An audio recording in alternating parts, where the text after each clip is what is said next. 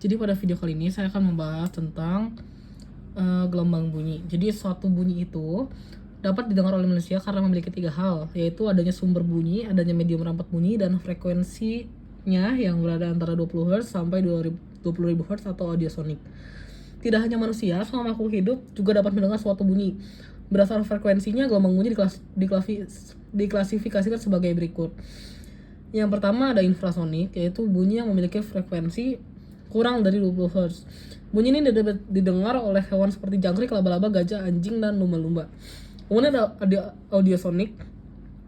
Bunyi yang memiliki frekuensi 20 Hz sampai 20.000 Hz ini dapat didengar oleh manusia. Kemudian ada ultrasonik, bunyi yang memiliki frekuensi lebih dari 20.000 Hz. Bunyi ini dapat didengar oleh hewan seperti kelelawar dan lumba-lumba. Gelombang bunyi termasuk gelombang mekanik. Gelombang mekanik adalah gelombang yang membutuhkan medium untuk rambatannya. Medium rambatannya dapat berupa zat cair, padat, atau udara.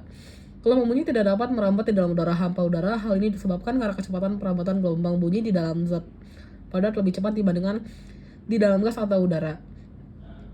Ini disebabkan oleh jarak antara molekul dalam zat padat lebih pendek dibandingkan pada zat cair dan gas, sehingga perpindahan energi kinetik lebih cepat terjadi. Cara menghitung cepat rambat bunyi. Nilai kecepatan dari gelombang bunyi bervariasi. Hal ini tergantung dari medium rambatannya. Secara umum, cara menghitung cepat rambat bunyi adalah sebagai berikut.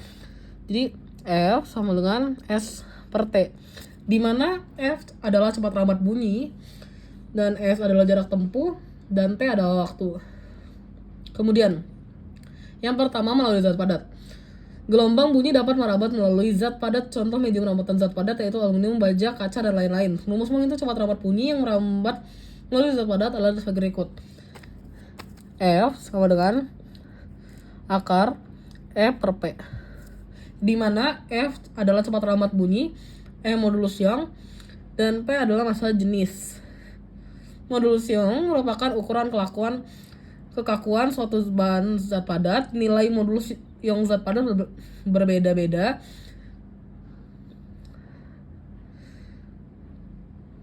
Kemudian melalui zat cair. Gelombang bunyi juga dapat merambat melalui zat cair. Medium zat cair dapat berupa air, raksa, helium cair, dan lainnya. Rumus untuk menghitung cepat rambat bunyi dalam zat cair adalah sebagai berikut. F sama dengan B per P. Di mana cepat rambat F adalah cepat rambat bunyi, B adalah modulus Bulk, dan P adalah massa jenis. Modulus Bulk merupakan kecenderungan suatu benda untuk berubah bentuk ke segala arah ketika diberi suatu tegangan ke segala arah. Nilai modulus Bulk dari berbagai bahan. Kemudian ada melalui udara atau gas. Gelombang bunyi juga dapat merambat melalui medium udara atau gas. Rumus untuk menghitung cepat rambat bunyi dalam gas adalah sebagai berikut. F sama dengan akar RT per M. Di mana F adalah cepat rambat bunyi, kemudian adalah konstanta Laplace, R adalah konstanta gas umum, dan P adalah suhu gas, kemudian M adalah massa molekul relatif gas. Konstanta Laplace adalah perbandingan antara kapasitas kalor gas pada tekanan tetap dengan kapasitas kalor pada volume tetap. Konstanta Laplace dapat dipakai untuk gas monoatomik atau diatomik.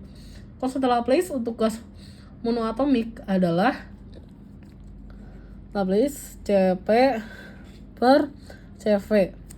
Misalkan 5 per 2 NR per 3 per 2 NR. Jadi 5 per 3 sama dengan 1,67. Sedangkan konstanta Laplace untuk gas diatomik jadi 3 keadaan, yaitu suhu rendah, suhu sedang, dan suhu tinggi. Kemudian suatu gelombang bunyi memiliki ciri khas. Ciri khas inilah yang nantinya akan dimanfaatkan dalam pembuatan suatu teknologi yang dapat berguna untuk kehidupan manusia. Ciri khas gelombang bunyi adalah refleksi, pemantulan, refraksi, pembiasan, difraksi, pelenturan, interferensi, perpaduan, efek Doppler, dan pelayangan gelombang. Yang pertama, refleksi pemantulan. Pada pemantulan bunyi berlaku hukum pemantulan gelombang, yaitu sudut datang gelombang sama dengan sudut pantul gelombang. Gelombang datang, gelombang pantul, dan garis normal terletak pada suatu bidang. Dalam satu bidang. Kemudian ada refraksi atau pembiasan gelombang, yaitu refraksi adalah pembelokan gelombang ketika melewati bidang batas tertentu. Rumus umum untuk refraksi adalah sin I per sin R kemudian F1 per F2, S1 per N2, dan N2. Dan ada interferensi gelombang atau perpaduan. Dua gelombang yang menghasilkan pola-pola tertentu. Interferensi dua gelombang adalah bunyi koran yang akan menghasilkan pola terang gelap yang merupakan pola interferensi konstruksi destruktif.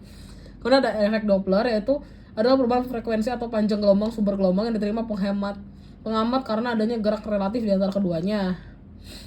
Kemudian ada pelayanan gelombang, yaitu adalah interferensi dua bunyi beramplitude sama namun berbeda frekuensi sedikit dengan bunyi berbentuk interferensi konstruktif destruktif yang disebut layangan.